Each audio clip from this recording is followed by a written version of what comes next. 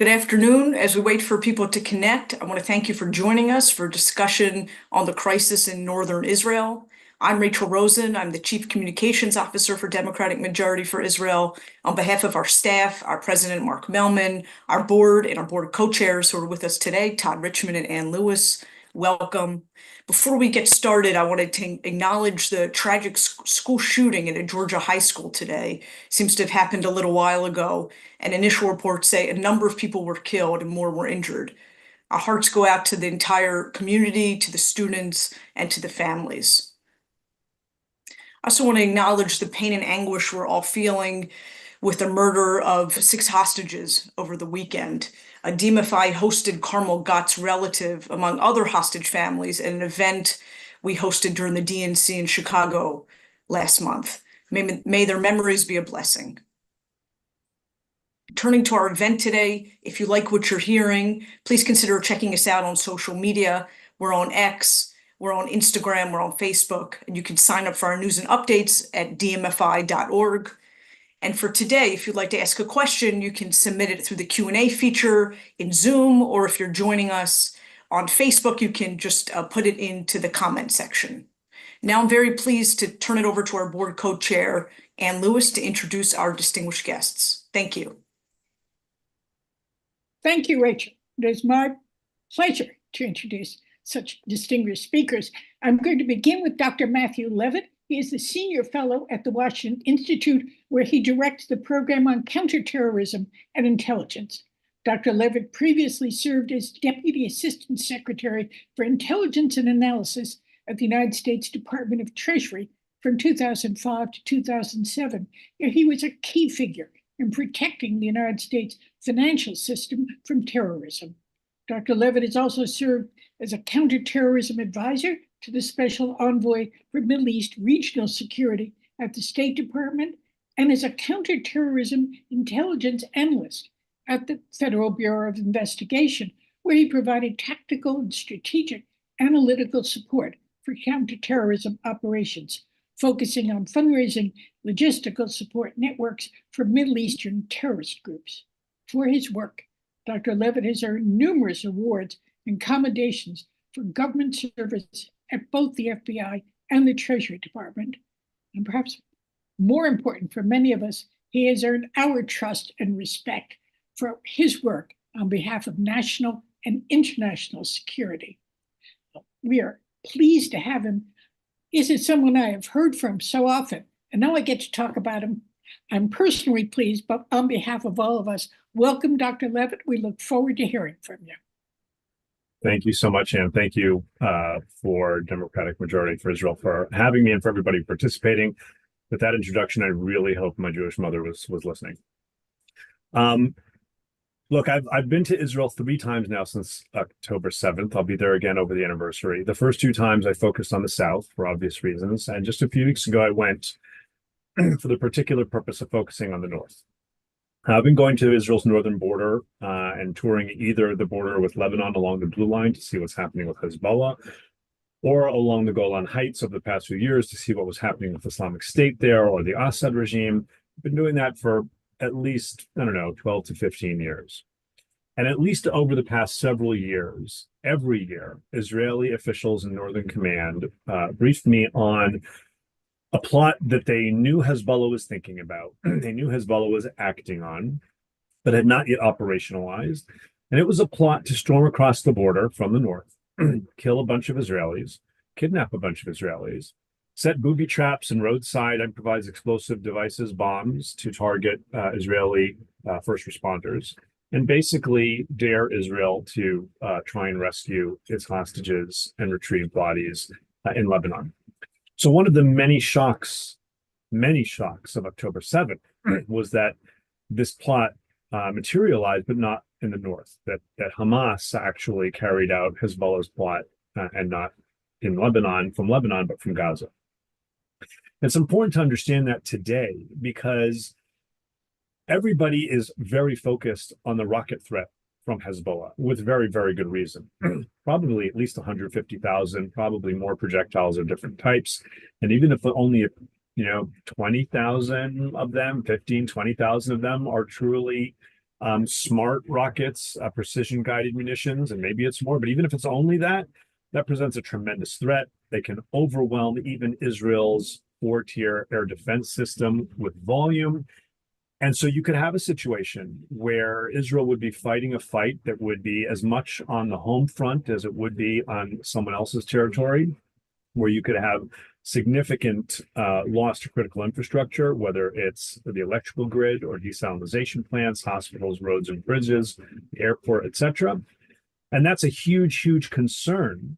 But my fear, especially coming back from my recent trip, is that not enough people are paying attention to the threat of Hezbollah's ground forces. Put yourself in the shoes of the 60,000 plus Israelis who are displaced from their homes in the north. They are not going to go home until someone is able to show them that something's been done to prevent the possibility of a Hezbollah ground incursion along the lines of October 7th in the north. On October 7th itself, there were a sum total of about 600 IDF personnel across the entirety of the northern border, and not all of those were combat troops. On this recent trip, I sat in a Jeep in full body armor. It was my Mike Dukakis moment. And we drove up past checkpoints, and he explained to me if Hezbollah had decided on October 7th or October 8th to storm across the border, he said to me, would have been stopping them at Haifa.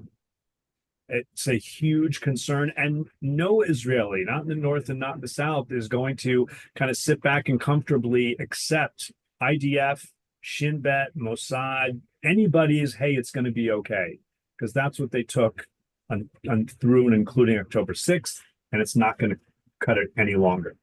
And so my fear is that if we can safely assume that we've kind of made it past at least most of the retaliatory intent from Hezbollah and Iran after the Israeli strikes that killed Hamas leader Ismail Haniyeh in Tehran, and the day before Hezbollah operational commander Fuad Shukr in Lebanon, even if we can assume that that kind of presumed rocket response is largely over, we still have a very near threat of a war in Israel's north, a full-fledged war in Israel's north, because Israel feels the need to do something to be able to enable its 60,000 plus citizens to go home. Now, there's a huge diplomatic push right now, and Amos Hochstein from the administration and Brett McGurk and others are very involved in it. Israeli and other press are reporting just this morning that there is a secret meeting that wasn't previously reported. And the effort is to try and convince Hezbollah to redeploy at least its special forces, the Radwan forces, 10 kilometers from the border. They're already probably 5 kilometers from the border now, because the IDF, the Israeli Air Force, have really cleared the entire area right on the blue line from any large Hezbollah presence and any large Hezbollah infrastructure. There's still Hezbollah fighters right there, but they live in those homes. The 10 kilometers is not a random number. It is the outer limit of the 3rd generation Cornet anti-tank guided missile, which is the munition that has been used in the overwhelming majority, not all, but the overwhelming majority of Hezbollah's rocket attacks over the past 10 plus months. And at a minimum, being 10 kilometers away would give Israel a little bit more of a warning period if they were to start seeing people flooding towards the border. The second thing is tunnels. We've learned the lesson of not anticipating that there are as many tunnels or as strategic tunnels as we thought in the case of Gaza. And that has to be something that's coming up now in Lebanon as well. Hezbollah definitely has tunnels. I've personally been in, I think, 6 Hamas tunnels and 1 Hezbollah tunnel. And the Hezbollah tunnels are extremely sophisticated. And if there are significant tunnels in size, in number, then the concern would be that even a 10-kilometer buffer zone wouldn't do you very much if Hezbollah fighters could move all the way to the border underground and potentially not be seen. So my concern is that, rockets aside, we are facing a moment of truth on the Hezbollah ground forces as well. And there is a significant voice within Israel's Northern Command, within the Joint Chiefs of Staff, within communities in the North, saying, as much as we don't want war and we don't invite war, now is the time to strike Hezbollah hard because the IDF is already fully deployed up there. And if you allow people to go home and you try and call them up a few months or a year later, that's much more difficult. The only silver lining to the fact that the 60,000 plus Israeli civilians are displaced from the north is they're displaced from the north right now. Like, you already have that battle space opened up. You might as well use it. And there's finally, again, just the lack of faith in the system that something short of a full-fledged war will be able to create the kind of conditions that Israelis will need to go home. So let me stop there with my introductory comments, kind of give a little bit of the lay of the land. I just want to say it's a real pleasure to be able to do this together with my friend Assaf, and I look forward to the questions. Well, and speaking of your friend Assaf, we turn now to hear from General Assaf Orion, a retired Israeli brigadier general and defense strategist whose research ranges from relationships with China to Israel's regional, political, military strategy and policy. He is currently a fellow with the Washington Institute. During his career in the IDF, General Orion was responsible for strategic policy formulation, international cooperation, and military diplomacy. In his most recent position as head of the strategic division in the Planning Directorate, he was in charge of communication with the UN interim force in Lebanon, with the Lebanese Army. He led staff meetings with counterparts from the Pentagon and other Western militaries, and represented the IDF in talks with the Palestinian Authority.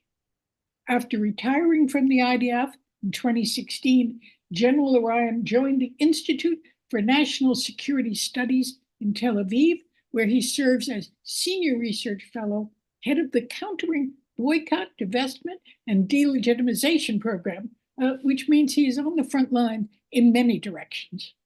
And especially at this moment and at this time, we are honored to have him with us and look forward to hearing from him. General? Thank you, Anne, for the kind words and the invitation. I'll try to share, after the very good opening of my friend Matt, to try to portray the same picture from another angle, which is a strategic planner's angle. First, we're discussing the Lebanon front of Israel's war, when many of us hear and read that it's the war in Gaza. In fact, we're talking about a multi-front campaign waged by Iran and its proxies from at least 7 frontiers around Israel. So Israel is surrounded with that offensive capability, working against it, seeking attrition and finally destruction of Israel. It's important to say it because it puts the whole Lebanon issue in a grander context. The same context has to be examined against Israel's war goals as set on October 16th, a week after October 7th in the Negev. And keeping in mind that on the 8th of October, Hezbollah starting to attack Israel as a kind of solidarity, and also sending a hand to Hamas to bifurcate Israel's forces and to pin down some of its capabilities northward, so it won't be able to focus down south. But Israel's war goals of that day mostly focus on Gaza, defining the main problem in Gaza, defining the main goal as eradicating Hamas in Gaza, both militarily and the governmental capabilities. There's a line about retrieving our hostages, and the Northern Front is kindly asked not to interfere, not to raise hell, not to start any wide escalation, and not to divert efforts and resources from the southern and the main front in the south. So keeping this in mind, we understand that there is some kind of gap between the actual situation and Israel's war goals, which weren't updated since then, even though recently we heard from a senior political source saying the safe return of the northern displaced civilians to their communities is part and parcel of the war goals. It's not. That's just propaganda. But Israel is definitely skewed on the horns of the dilemma. What do you do when you have two active fronts like that in Lebanon and in Gaza at the same time? Mostly and historically, what Israel did in such cases was phasing. You deal with one, then you turn and deal with the other, fighting on inner lines and allowing yourself to create local superiority in each sector separately. Now let's look at the wicked composite problem set of Hezbollah in Lebanon. There is a direct fire ongoing every day since October 8th. That's unprecedented. We never had such a situation. Second, we have, as Matt said, we have a near border threat by assault forces and by short-range rocket forces and by anti-tank guided missile launchers and so on and so forth. So the near border area is responsible for generating a very thick layer of problems and threats. This is what was in the eyes of the planners and the commanders and the leadership when they say, okay, let's evacuate our northern communities before they get the special treatment that the Negev just absorbed. That's not enough. The next thing is what's happening at the depth, Hezbollah's great arsenal, the rocketry, the missiles, what Matt mentioned, the precision capabilities, the UAVs and drones, the coast-to-sea missiles threatening our oil rigs, the precision missiles threatening our infrastructure, and so on and so forth. So that's just the military contour of the problem. But then let's look deeper.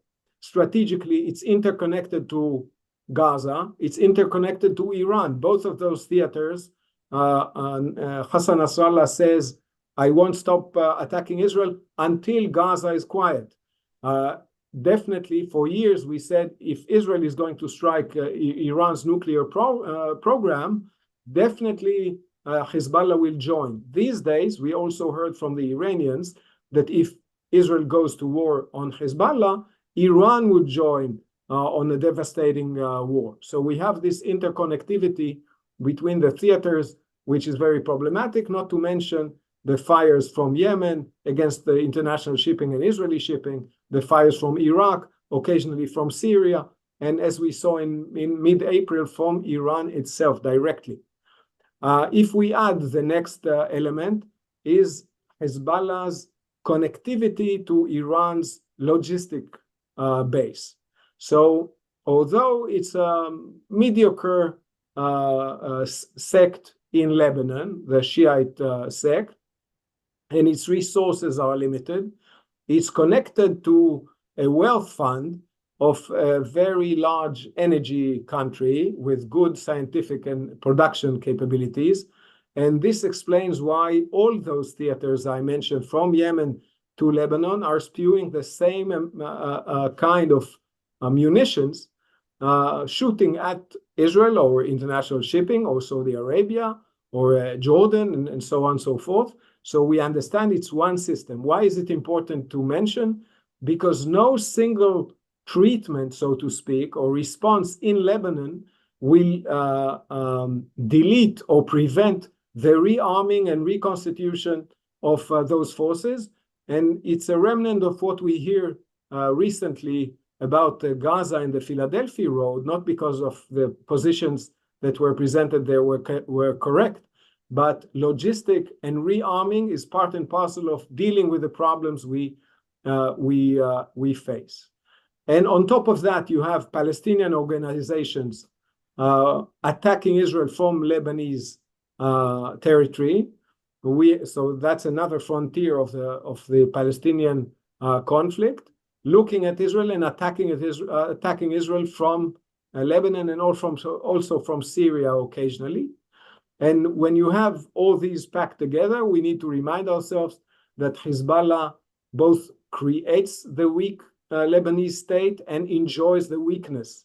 So there's a statelet of Hezbollah, actually a state within a state, and it runs its own security and foreign policy, deciding when to go to war and when not, and so on. So when Israel looks at that wicked problem, it needs to also create a fit between its policy and strategy to the structure of the problem. It's not enough to go for a limited operation and deal with one problem. What Matt mentioned about Amos Hochstein, it's going to deal with a fire problem and maybe the near border problem. So we need, in every approach that we hear, to ask ourselves, okay, which parts of this wicked problem does this approach address, and which parts are left unintended? I'll stop here. Thank you, Assaf, and thank you, Matt. We're going to move to the Q&A portion of the discussion. So if you have questions for these gentlemen, please put them into the Q&A section. We have a question that someone has posed on Instagram that I will expand on a bit myself. Is there any way for the people up north to get home without a war? What would motivate Hezbollah to stop firing at Israeli towns without military force? And to expand on that, as we're all aware, Israel's borders have effectively shrunk since October 7th, and that's not really tenable. So what needs to be done to ensure that these displaced folks in the north can get back home? Matt, would you like to begin? Sure. So there are two possibilities. One is Hassan Nasrallah, the head of Hezbollah, has pretty astutely announced that the continued Hezbollah firing from Lebanon into Israel will continue until there is a ceasefire deal and an end to the fighting in Gaza. And he has said that the man who is making those decisions is none other than Yahya Sinwar, the head of Hamas in the Gaza Strip. On the one hand, that gives Hamas additional leverage, right? Because this deal now is not only about securing the release of the hostages and the bodies of those hostages who've been killed, but also about ending the fighting in the north. So that's one way that this could happen. And there's still a huge push for this. And there's a very huge domestic political movement within Israel that says, do whatever has to be done to be able to get the remaining hostages home, especially after the tragedy of the 6 hostages who were just murdered. The second way this happens is if part of the Amos Hochstein, Brett McGurk, etc., the Europeans are also involved in this tangentially effort to diplomatically just convince Hezbollah that neither Hezbollah nor Lebanon more broadly, nor the region really want full-fledged war at this time. A full-fledged war would be really, really difficult for Israel. It would be even more so for Lebanon. And I think there are two main things that have prevented Hezbollah from engaging even more than it has over the past 10 plus months. One is that Lebanon has been suffering for quite some time now from both political, but more importantly, economic crises. And Lebanese understand that a war would be devastating for Lebanon, even if it would be devastating for Israel too. There's only so many hours of rolling electricity they get now. Hezbollah has been involved in things like the Beirut explosion tragedy. People in Lebanon overwhelmingly don't want another massive war. And Hezbollah has to assume that people wouldn't kind of rally around Hezbollah necessarily if they felt that this war happened because of Hezbollah. The second thing is tied to Iran. It's not like either Iran or Hezbollah become Zionists. But over the past 10.5 months, the Iranians have been ratcheting up their nuclear program. And the Iranians do see, as Assaf mentioned, Hezbollah's missile capability as their best way to either deter Israel or anybody else from attacking their program. And therefore, they want that powder kept dry, don't use all those rockets now, and or as their best second strike capability in the event that someone does target their program. And so they have their own interest in wanting that powder dry. And finally, Iran also has a history of being willing to fight to the last Arab. You could expand that now, fighting to the last non-Persian Shia. They do not want a regional war if that regional war is going to cross the border into Iran. One of the reasons they were so sensitive about the operation that targeted Hamas leader Ismail Haniyeh in Tehran, there for the presidential inauguration, in an IRGC safe house, et cetera, isn't just the obvious, but also that, you know, for all those Iranians who are not too happy with the regime, and it's not small numbers, they're concerned that those people are going to look and say, wait a minute, you know, the IRGC is not 10 feet tall. That they're afraid of looking weak. They don't want this to come back home. And so there is that prospect. The flip side is that, let's say there is a ceasefire deal, please God, and let's say Hezbollah stops firing. Do Israelis feel comfortable enough to go home with that alone, or do they, from their own Israeli security needs, still worry about a Hezbollah ground incursion and need the IDF to do something more to give them that sense of safety and protection? Thank you, Matt. Assaf, anything you wanted to add on that question? No, I think Matt covered most of it. Okay, I'll go to you with the next question. What kind of weapons would be needed to destroy these Hezbollah tunnels, and does Israel possess them? We definitely possess them. They are land forces troops and a lot of explosives. That means that it needs a stand-in operation, going in, finding the openings. We see it in Gaza. Gaza is a sandy area. South Lebanon is more rocky. It's a different architecture of tunnels. It needs very good intelligence to be able to find the beginning. But we need to remember that a tunnel is like a submarine. Only the submarine can move, and the tunnel, once it's exposed, it's all compromised. So it'll be a very substantial mission, although that's not our main challenge there, I think. Okay. I think I'd like to turn to Israel's war against Hamas in Gaza for a bit. Is it possible to dismantle Hamas, and to what extent has Israel been successful there? Matt, I'll turn to you. Since October 8th, I've been telling every Israeli official who will listen, and many who didn't want to stop saying they will destroy Hamas. We led an international coalition against the Islamic State. We did not destroy the Islamic State. We inflicted territorial defeat on the Islamic State. We destroyed its governance project. Islamic State cells, Islamic State provinces even exist around the world, and we're still contending with it. There was just a ministerial level meeting for the counter ISIS coalition here in Washington. And actually, there's going to be in about a week. And so when Netanyahu talks about total defeat, it frustrates me. To me, that's a slogan. It's not a strategy. That you want to talk about is inflicting territorial defeat on Hamas, creating a situation where Hamas can no longer govern, where they are no longer seen as a viable or attractive partner in whatever political entity comes next, because that's what they want, not to govern alone, but to be a part of what comes next. And making it so that their ability to carry out not only just like on October 7th, but any type of significant terrorist threat is done. So incapacitating as many of their core fighters as possible, destroying their military industrial complex, destroying their strategic assets like the tunnels. Those are the measurements by which we should be judging this. There is the very, very, very painful reality that Hamas very purposefully is fighting from behind civilians, from behind, from under, from within hospitals. The entrance to the tunnel from which these 6 Israeli murdered hostages were found was in a nursery type of area. And so that's led to a lot of dead civilians in Gaza. And we should all be pained by that. But that's on Hamas. And there's only so much you can do about that.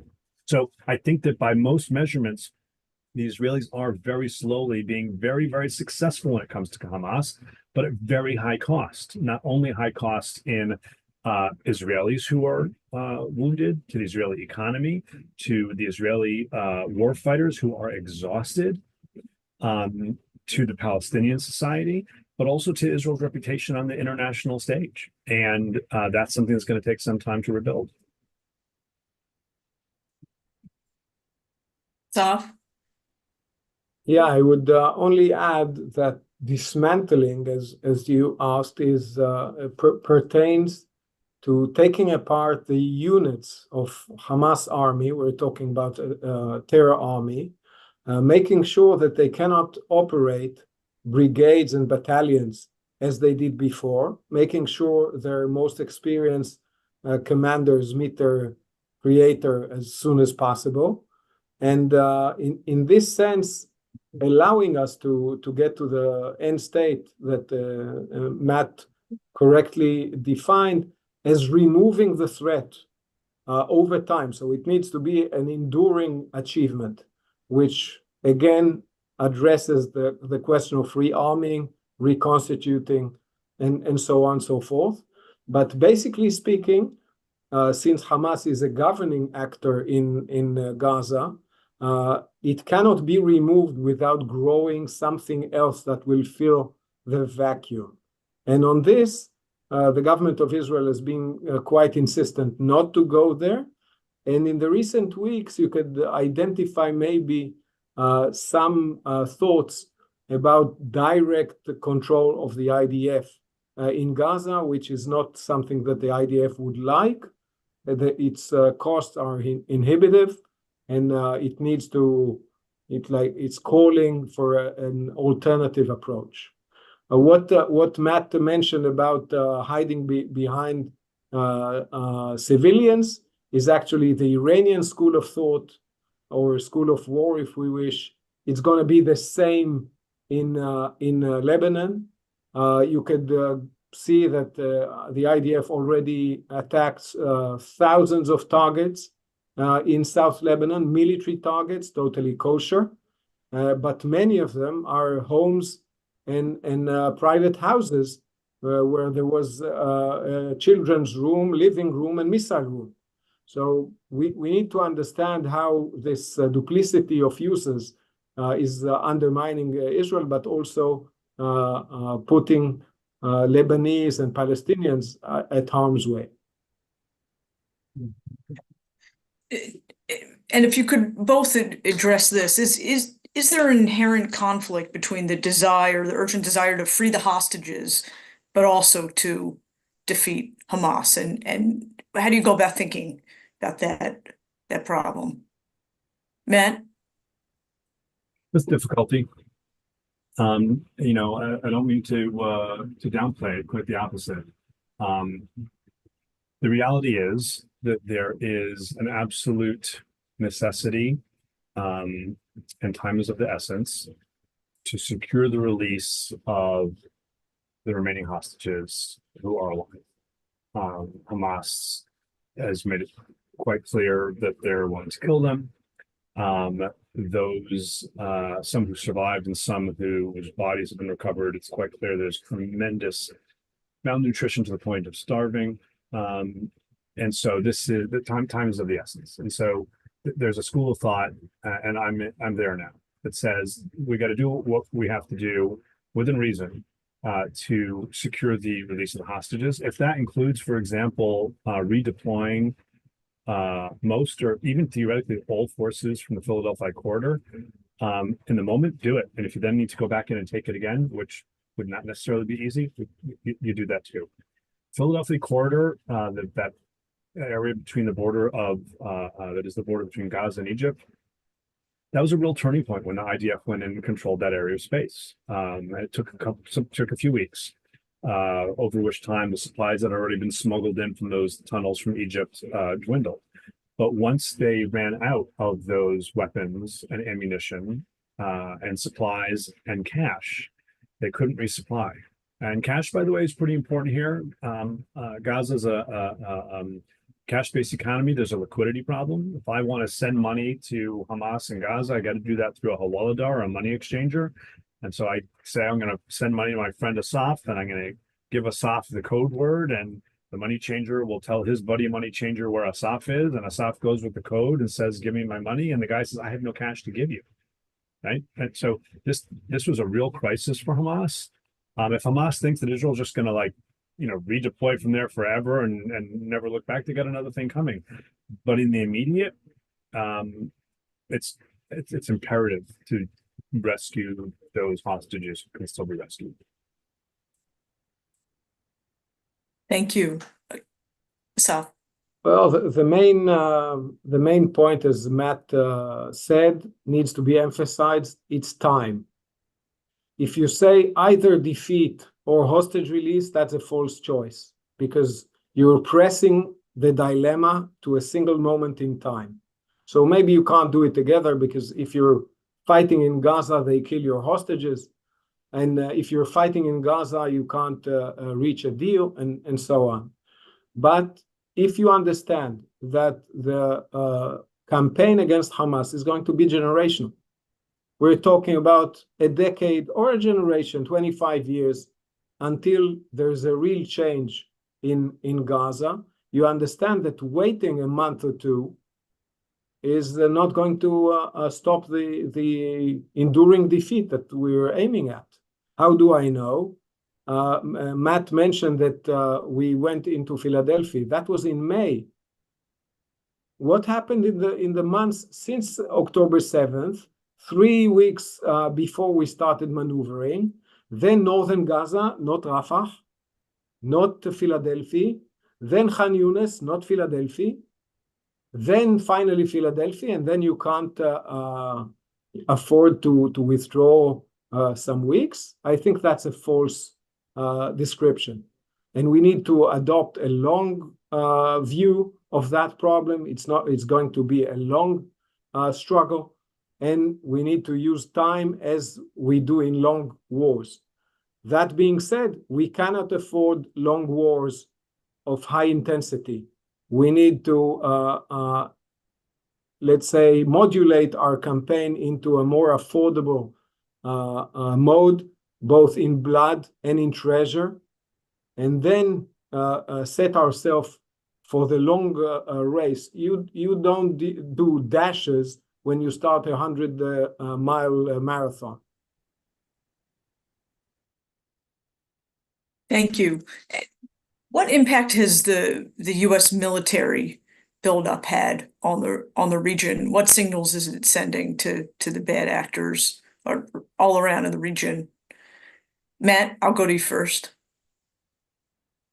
I was asked on a podcast right after the U.S. sent aircraft carriers to the Eastern Med, and Nasrallah had given a speech where he spent about 22 minutes saying in different ways, "I don't see those ships. Those ships mean nothing to me." So after 22 minutes of telling me how he doesn't see the ships, I said in the podcast, like, we get it.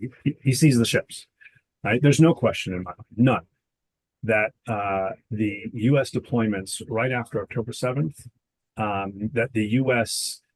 efforts side by side, shoulder to shoulder with Israel in April, preparing for and then defending against an Iranian air campaign directly attacking Israel, which had tremendous success in defeating that Iranian effort to bomb Israel with drones and low-altitude cruise missiles and ballistic missiles, and then again more recently, and continuing now with even sending and being public about sending a very significant submarine and very particular types of Air Force fighter jets and ships to the region in the context of the Iranian and Hezbollah threats against Israel. Again, there is no question in my mind that this has had a tremendous impact in deterring Iran and Hezbollah from doing a lot more. In my conversations with some of the most senior Israeli military and security officials, they tell me from their perspective that this has been a game changer, that it is a level of U.S. tactical support like they've never seen. And wherever one sits in the political spectrum, I have said over and over the past few months, wherever one sits on the political spectrum, we as Jewish Americans should all be very, very proud and grateful for the way the Biden administration has responded. There will be people who will respond and say, oh, what about withholding weapons? Actually, this is largely much ado about nothing. It's only a very particular type of weapon that the U.S. was concerned that Israel was going to use in a way to make things more complicated in Rafah. Israel did what it needed to do anyway without that weapon. All the other weapons continued flowing. Is U.S. support for Israel over the past 10.5 months has been remarkable. And I think it made a tremendous difference. Thank you. Assaf? Well, the highest utility of a military force is when it's implied, not necessarily employed. There's a strategic term called force in being.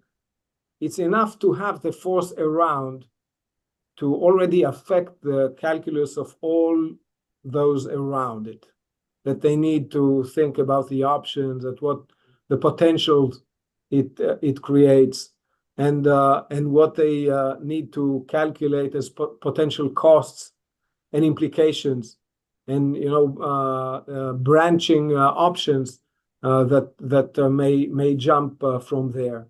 So that's, I think, the most strategic effect of deterrence and affecting enemy calculus. Second, it sends a very strong signal about Israel's alleged isolation. Those ships at sea basically, spell out Israel is not alone.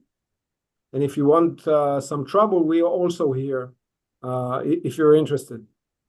And it does a lot, again, about the calculus of, okay, if we only continue to isolate Israel so and so, we can finally beat it down. No, you can't. There's a backstop to it. And it's the US Navy, Air Force, Army, and so on. Logistically, it allows Israel to fight beyond its own industrial base. So it may need to take as it needs. We can do it because we enjoy actually America as our logistical power base. There is the unseen aspect of intelligence, helping on a very high level, targeting, finding high value targets, finding Hamas leadership as it's been reported, going after understanding what's going on with the hostages. All these are invaluable contribution. And we need also to take into account that the whole front of protecting Israel from Yemen, all the flying objects flying from Yemen, the first tier that they're meeting is US forces, US coalition forces. We need not only to think about the air defenses and the interceptors spent and so on, but also the convening and coalescing capability of the United States, bringing a coalition together to such a triumph of like a mid-April countering and failing of Iran's offensive. So I think that's a very rich toolbox or spectrum of effects from the strategic to the operational tactical, which Israel needs seriously to be grateful for.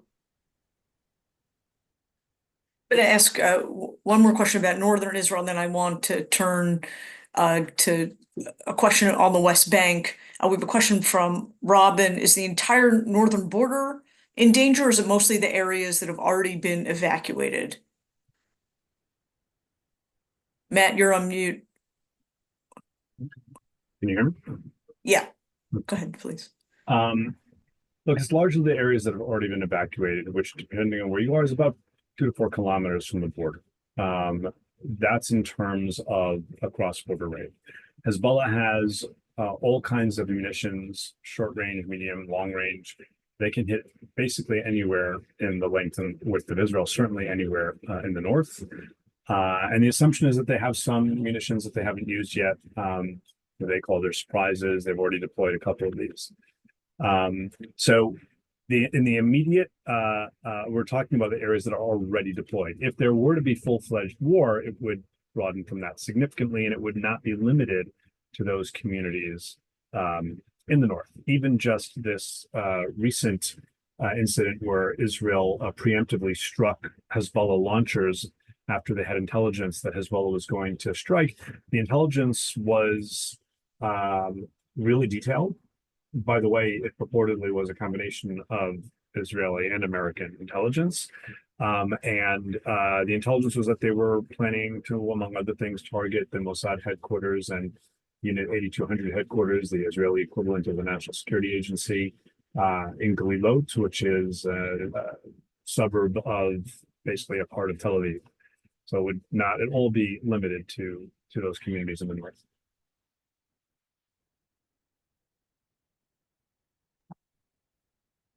Assaf, you're welcome to sort of address that question, but if you do, could you also talk about escalating tensions and security issues in the West Bank and how you're thinking about that region? Well, we understand that, as I said before, since Iran is the provider of all those flying objects we're being hit with, from Yemen to Iraq and Iran itself and Hezbollah, we understand that we can be covered 360. Eilat has been attacked by Iraqi missiles. Iran tried to attack in the Negev. Yemen hit Tel Aviv. That's a pretty long flight. And Hezbollah basically tries to penetrate our airspace every day. Just, I think, yesterday or this morning in Israel, 65 rockets in the Kiryat Shmona area, very close. But they have missiles and rockets until 700 kilometers. That's just ballistic. Not talking about cruise and so on. So there's no place safe when Hezbollah decides to unleash all of its arsenal,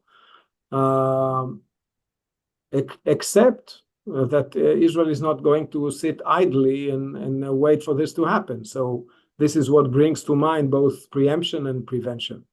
About the West Bank, Iran, Hezbollah, and Hamas identified a potential to flood the West Bank with arms and funds coming through Syria to Jordan and through the Jordanian border into the West Bank.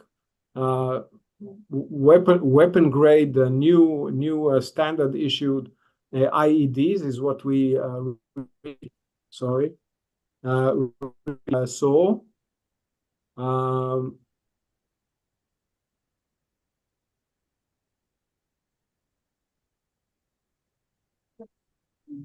Sorry, my camera just went berserk. We see explosive cars beginning to return to the landscape. We see under road and side road bombs. We see gunmen galore.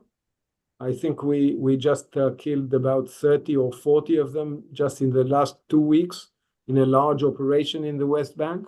So what Iran is trying to do is to light up another front in its multi-front war with Israel, and if possible, also to let it overflow into Israeli territory. One of the explosive attacks which fizzled, like the guy killed himself, was in Tel Aviv. So it's just a flash of luck that it didn't end up in a synagogue or somewhere crowded.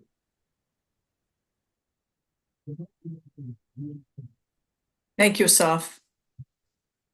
Matt, would you like the last word on this? Never say no when offered the last word. Listen, 3 months before October 7th, we published a study on smuggling across Israel's borders. I'm not talking about Gaza, directly from Jordan into Israel and from Egypt into Israel, south of Gaza. From Egypt into Israel was almost entirely drugs, but we're talking about the same criminal networks, largely Bedouin, that are also able to move weapons into Gaza. From the Jordan side, we're talking mostly about guns, mostly, but not only small arms and explosives.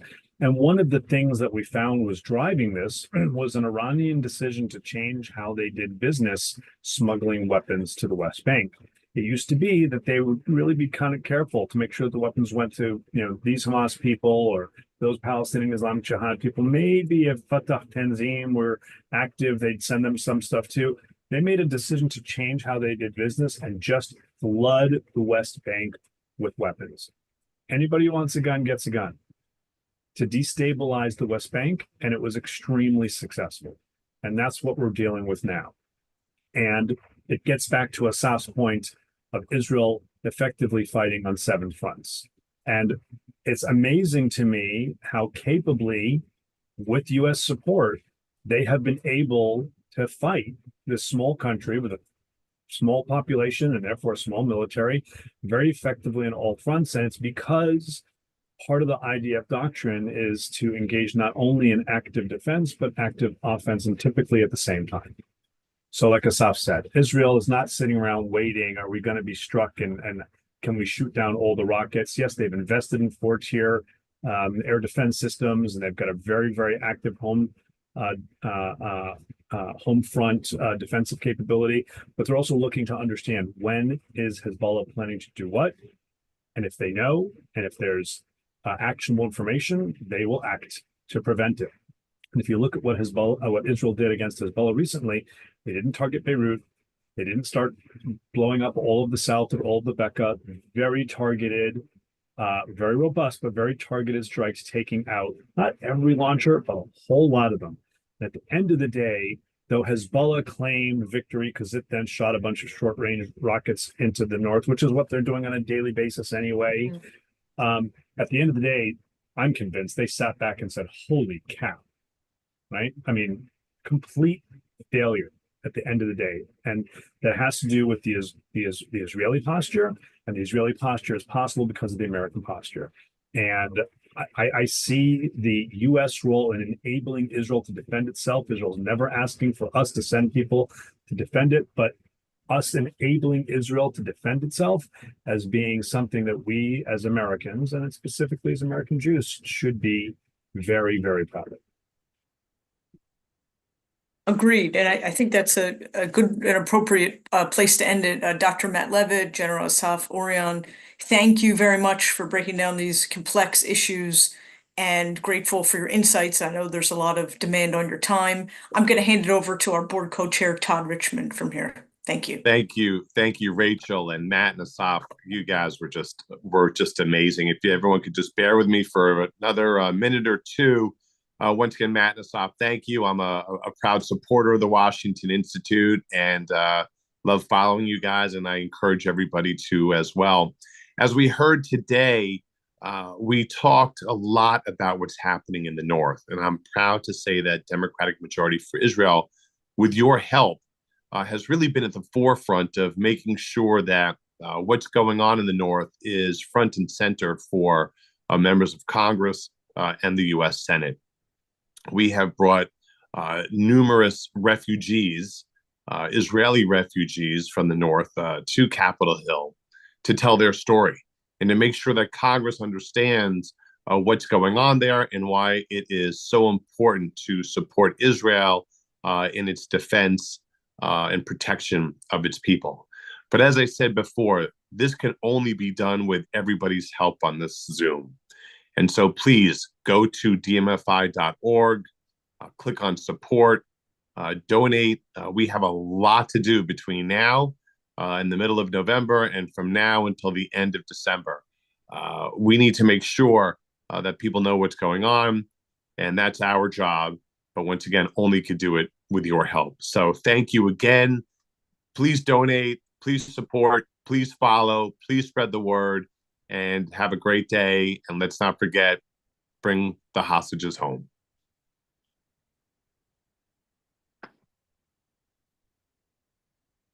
Thanks, everybody.